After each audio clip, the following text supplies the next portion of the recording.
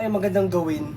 Gagawin? Oh, Sa mga nagro-Roblox dyan, pagalingan oh. Oh. Hulaan yung drawing ni Kuya Enzo na laro. Ano, game? logong laro. Oo, Oh, game. game. Ayan, at magsimula na tayo. Sino kaya dito ang unang makakahula ng laro sa Roblox na ito? Ang dinodrawing ko ngayon ay logo ng isang laro. Sa Roblox, magaling ba kayo?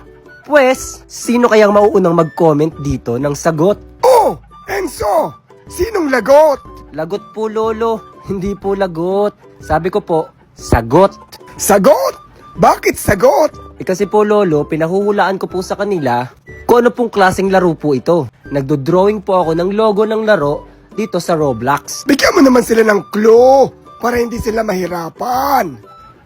Clue po, Lolo. Sige po, walang problema. Ang clue po dito, sa laro po na ito ay merong botohan. Iboboto po nila kung magaling ka o maganda yung ginawa mo. May botohan? Aha! Parang alam ko na. Sige nga po, Lolo, hulaan nyo nga po. Dress to impress. Di ba mayroong botohan sa dress to impress?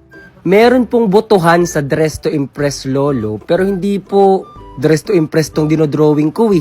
Abay, mali. Isa pang clue. Isa pang clue, Lolo. Yung ginagawa ko po ngayon, yun din po ang gagawin ninyo sa laro kapag naglaro po kayo nito.